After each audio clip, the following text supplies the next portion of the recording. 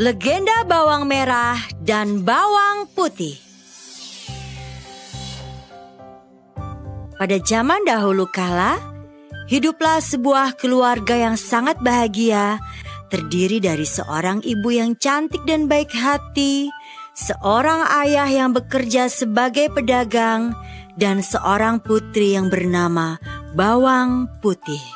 Kita sebut saja Bawang Putih karena paras wajahnya yang cantik dan putih. Sifatnya yang baik hati, penurut, dan juga tulus. Sayang sekali, kebahagiaan keluarga itu tidak bisa bertahan lama karena ibu Bawang Putih sakit-sakitan dan meninggal dunia. Tentu saja, ayah dan Bawang Putih sangat sedih dan kesepian sepeninggal ibunya tersebut. Tak lama kemudian, ayah Bawang Putih menikah lagi dengan seorang janda beranak satu. Karena sifat jahat dan selalu membuat orang lain menangis, mari kita panggil anak itu dengan sebutan Bawang Merah. Sungguh malang nasib Bawang Putih, karena tak lama kemudian ayahnya pun meninggal dunia dan kini semua harta kekayaan ayahnya dikuasai oleh si ibu tiri yang kejam dan kakak tirinya yang jahat.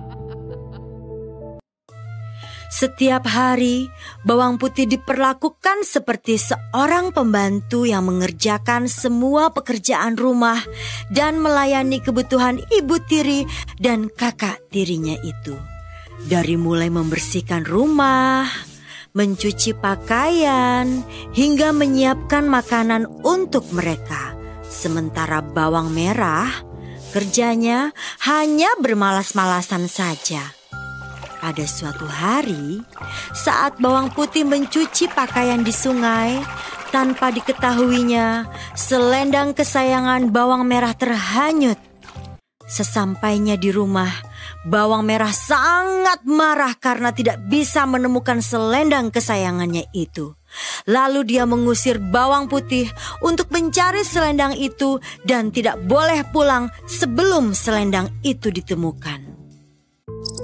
Bawang Putih pergi mencari selendang itu. Hari sudah malam, dia masih belum juga menemukan selendang itu.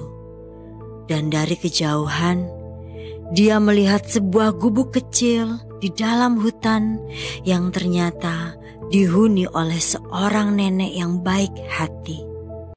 Nenek itu menawarkan Bawang Putih untuk beristirahat dan tinggal di gubuk itu.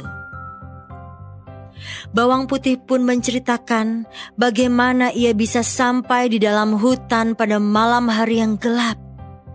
Ternyata selendang yang selama ini dicarinya ditemukan oleh sang nenek.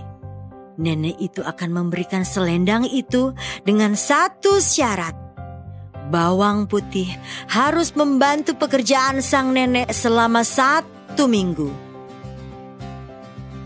Adik-adik, 1 minggu pun telah berlalu, dan tibalah waktu berpisah dengan sang nenek.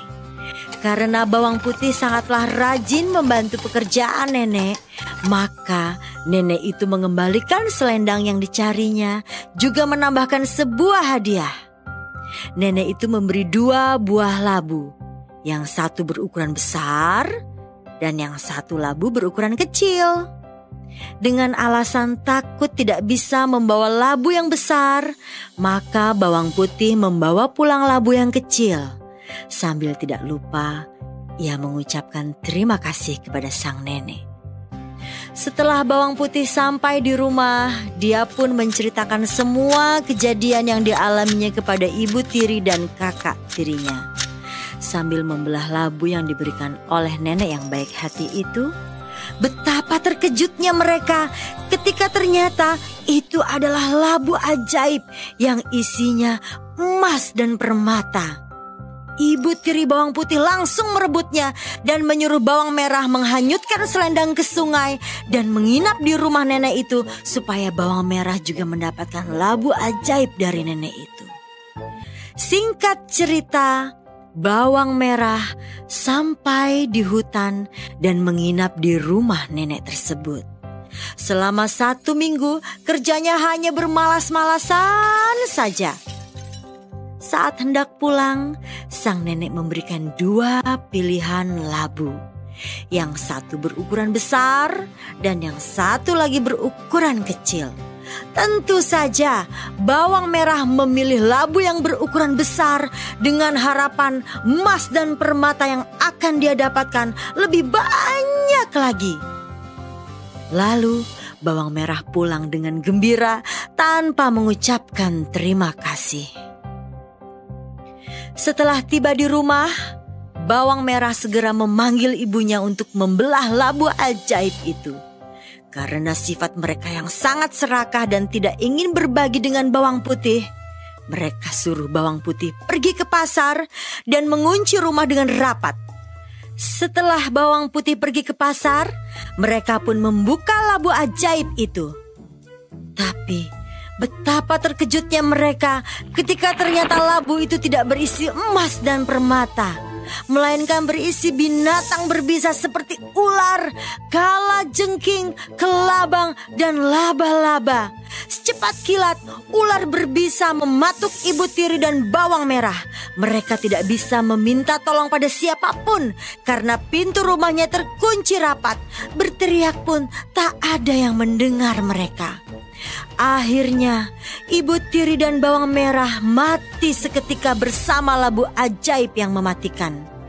Demikianlah adik-adik, jadilah seperti bawang putih yang baik hati dan jangan jadi seperti bawang merah yang serakah.